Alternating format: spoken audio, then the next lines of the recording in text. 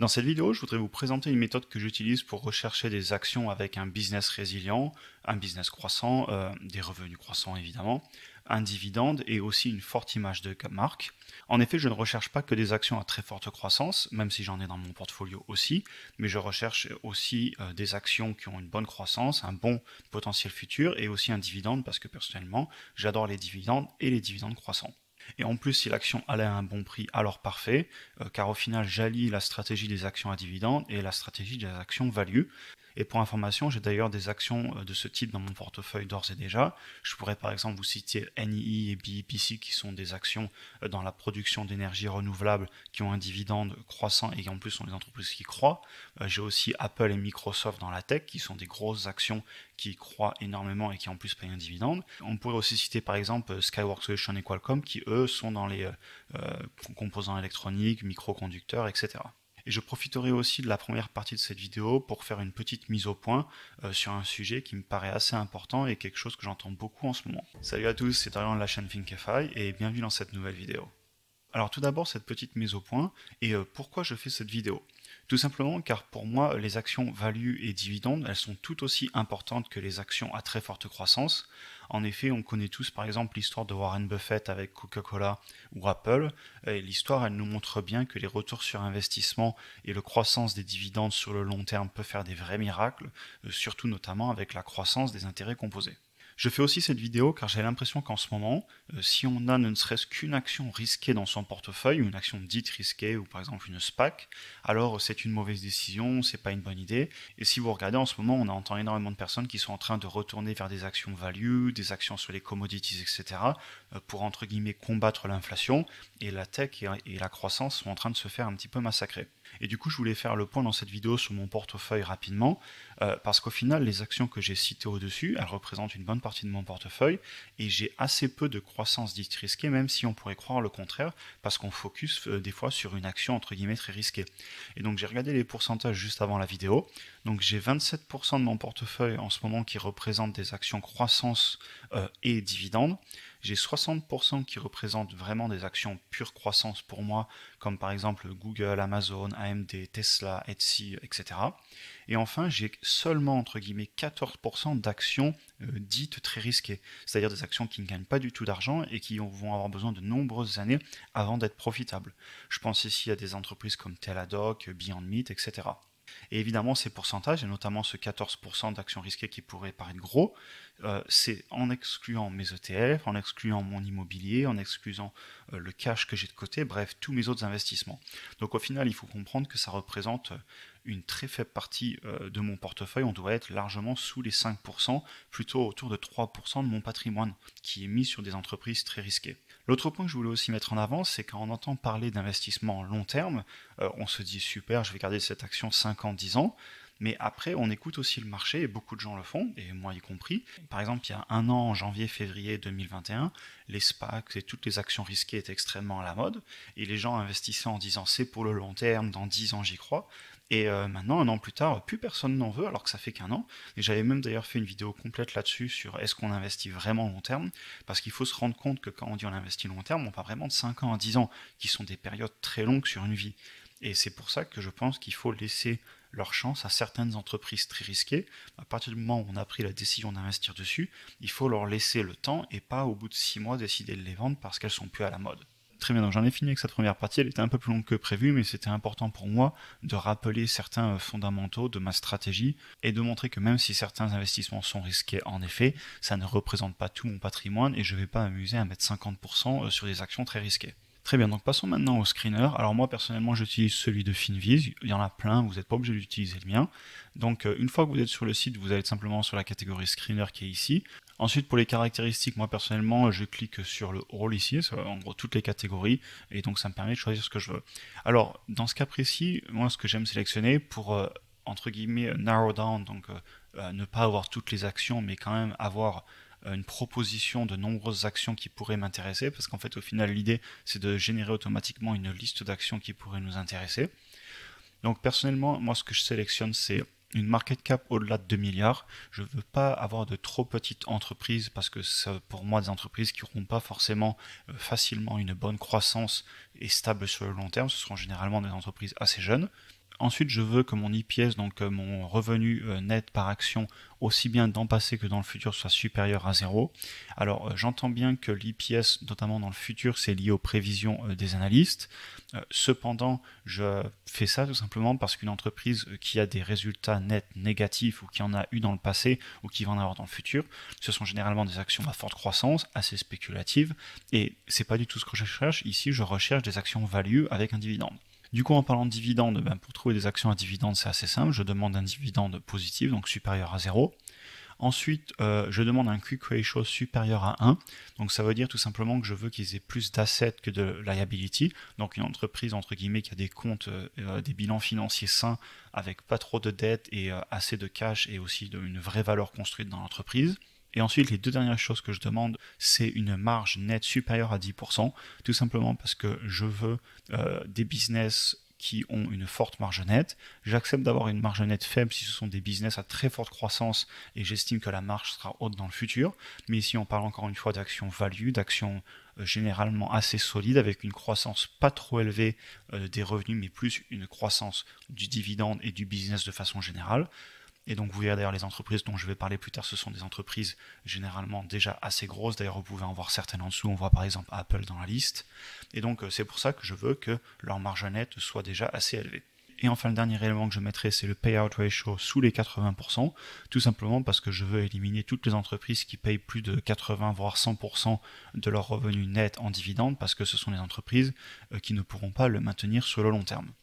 Ensuite, tout le reste, vous voyez que je ne l'ai pas sélectionné, et j'ai fait ça volontairement pour ne pas trop réduire le nombre d'actions qui vont apparaître, et parce que je vais avoir un choix assez large. Donc une fois que vous avez tout sélectionné, vous vous retrouvez avec une liste d'actions. Donc on va les regarder rapidement ensemble, et ensuite je vous montrer quelques-unes que j'ai sélectionnées. Et en sachant qu'ici, c'est une présélection. Ça ne veut pas dire que je vais les acheter, ça veut juste dire que c'est des actions qui pourraient m'intéresser, et je vais devoir aller rentrer plus en détail dedans. Donc si on regarde rapidement la liste, on voit qu'on a Apple par exemple, que j'ai déjà en portfolio personnellement. Ensuite on va avoir beaucoup de laboratoires, on voit Abbott Laboratory, Amgen, je crois qu'après on aura du Merck, etc. Donc ensuite si on regarde rapidement, tiens c'est intéressant, on voit aussi ASML. ASML c'est l'entreprise qui fabrique les machines qui gravent les semi-conducteurs en Netherlands, c'est aux Pays-Bas. C'est une entreprise dont j'entends beaucoup parler, je ne suis pas investi mais je sais que pas mal de personnes d'entre vous d'ailleurs qui regardent la chaîne sont investis dessus. Alors ensuite on va continuer rapidement parce que de toute façon j'ai déjà sélectionné quelques entreprises pour la suite. Donc ensuite on regarde, voilà, donc on continue à avoir pas mal de médical, c'est logique, ce sont des grosses entreprises assez rentables qui payent du dividende. On a Cisco, tiens, c'est assez intéressant, c'est une entreprise qui est dans la télécommunication, les serveurs, etc.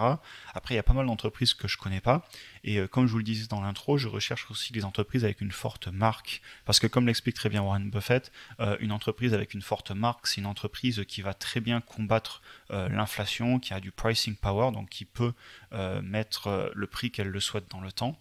Et c'est d'ailleurs pour ça que, notamment dans ces actions, moi j'ai du Apple et du Microsoft par exemple, qui sont des entreprises qui ont des très fortes marques. Donc voilà, ça continue, il y a 9 pages au total, je ne vais pas passer sur tout, vous pourrez le faire vous-même et faire le propre exercice vous-même. Et j'ai personnellement déjà sélectionné quelques actions que je vais vous montrer. Donc ensuite, une fois que vous avez trouvé les actions que vous voulez, ce qui est très pratique, c'est que vous pouvez cliquer ici sur le petit bouton et ça va directement vous ouvrir la page FinViz. Donc là, par exemple, on avait en premier Domino's Pizza. Donc ensuite, vous arrivez sur cette page et ici, vous avez pas mal d'indicateurs pour affiner un petit peu votre sélection.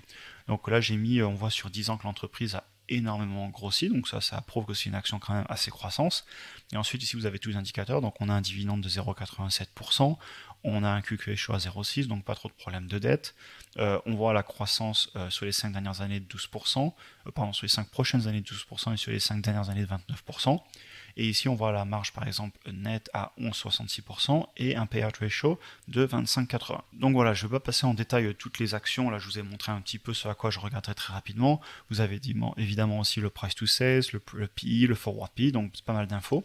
Et évidemment, ce n'est pas seulement avec ça que je vais décider d'acheter une action, mais ça me permet de sélectionner un petit peu plus loin avant d'aller faire une analyse beaucoup plus poussée dans laquelle je vais aller voir les documents destinés aux investisseurs, je vais regarder le bilan financier de l'entreprise et je vais projeter les revenus futurs que j'estime pour savoir à combien je dois payer l'action, pour savoir combien je pourrais gagner dans 5 ans à 10 ans. Ça, c'est les vidéos analyses que je vous fais. D'ailleurs, dimanche dernier, je vous ai fait l'analyse de PayPal et vous pouvez voir mon processus plus avancé qui me permet de décider si j'achète ou pas une action. Donc voilà, par exemple, ici on a Domino's Pizza et ça pourrait être un très bon candidat dans un secteur totalement différent de la tech, et ici on est dans l'alimentaire, et ça pourrait être une entreprise que je pourrais aller rechercher et pourquoi pas mettre dans mon portefeuille. Ensuite, on va regarder, par exemple, on avait ASML dont on a parlé. Donc pareil, ASML, un secteur encore différent. Eux, pour le coup, ils sont dans l'industrie. Ils fabriquent des machines de haute technologie qui permettent de graver les microconducteurs, de graver les plaques de silicium qui rentrent dans les processeurs, différents composants électroniques, etc. Donc voilà, ensuite on va passer rapidement sur tout. Ensuite j'ai aussi retenu Estée Lauder. Alors c'est marrant parce que c'est pas du tout un domaine qui m'intéresse forcément, cependant j'ai de suite reconnu la marque, je sais qu'ils sont dans tout ce qui est les produits de beauté, etc. Et pareil, les chiffres, au premier abord, je les ai pas encore regardés, là je suis avec vous, mais je vois avec une belle croissance de l'entreprise clairement depuis 10 ans. On voit un PI qui a l'air quand même assez élevé, cependant une très belle croissance a priori sur les prochaines années d'après les analystes. Encore une fois, c'est les chiffres des analystes, il faudra les vérifier nous-mêmes. Un dividende, il faudra aussi aller voir sur MacroTrend si le dividende il est croissant ou alors est-ce qu'il est juste stable. Et pareil, très belle marge à 18%, assez impressionnant. Donc voilà, pourquoi pas aller la regarder un petit peu plus en détail. Ensuite, on peut aller voir la prochaine, donc j'ai retenu aussi Intel. Je sais que Intel, vous êtes pas mal à investir dessus. Pareil, entreprise dans un autre secteur, moi c'est un secteur sur lequel je suis pas mal exposé avec Skyworks Solutions et Qualcomm notamment. Donc voilà, pourquoi pas, ça pourrait vous intéresser. Moi personnellement peut-être un petit peu moins, surtout que là je vois que sur 10 ans on a fait qu'un x2, donc la croissance qui a l'air quand même pas trop élevée, et j'aurais tendance à penser aussi à des problèmes de concurrence, etc. Cependant je sais qu'il n'y a pas longtemps ils ont changé leur direction et c'est une entreprise qui a l'air d'avoir repris en tout cas le chemin de la croissance.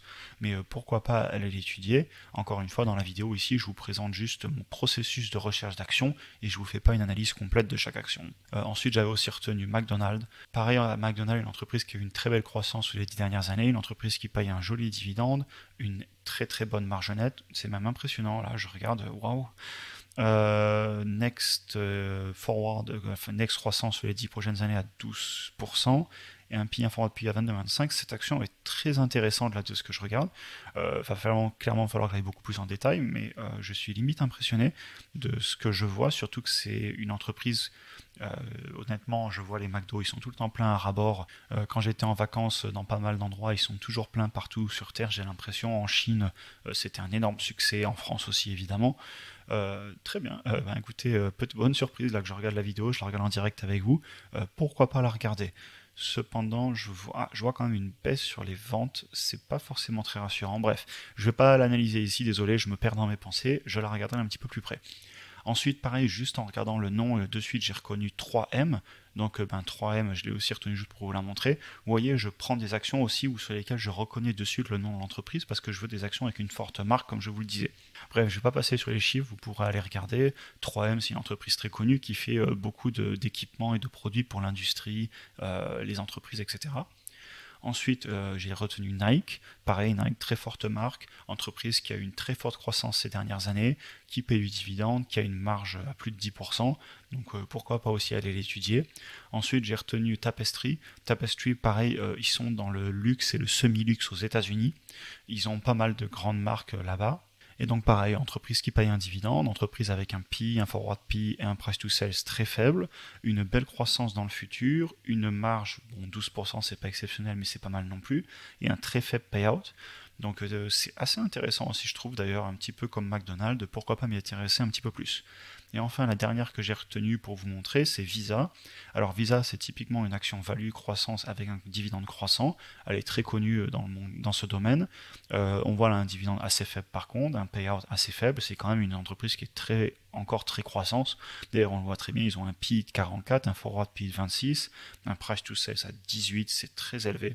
Quand je dis c'est très élevé, évidemment c'est relatif, on n'est pas sur des niveaux de certaines SPAC notamment, mais bon, ça reste quand même assez élevé pour une si grosse entreprise, on est quand même à presque 500 milliards de market cap, donc c'est pas une petite entreprise. Cependant par contre, la marge est impressionnante, on est sur 50% de marge nette, en même temps, rien d'étonnant, c'est du service, ils ont très peu de coûts, à chaque fois que vous cliquez, à chaque fois que vous payez avec la carte, ils prennent des frais, donc je suis pas étonné d'avoir une telle marge. Très bien sûr, j'en ai fini avec la vidéo, j'espère qu'elle n'aura pas été trop longue, notamment cette deuxième partie. Comme je le répète, l'idée c'était pas du tout de vous montrer des actions et des analyses détaillées, mais c'était vraiment de vous montrer de comment je repère des entreprises pour ensuite pouvoir les étudier plus en profondeur. Sur ce, n'hésitez pas comme d'habitude à me dire dans les commentaires ce que vous en avez pensé. Est-ce que vous aussi vous utilisez un screener? Est-ce que vous utilisez Finviz ou un autre? Peut-être que vous en connaissez un meilleur et que je pourrais tenter de venir l'utiliser, le vôtre et non plus celui-ci.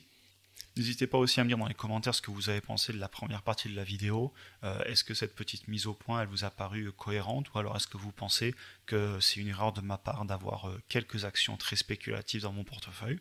Très bien, j'en ai fini avec cette vidéo, donc comme d'habitude, je vous souhaite une bonne fin de semaine et on se voit dans la prochaine vidéo.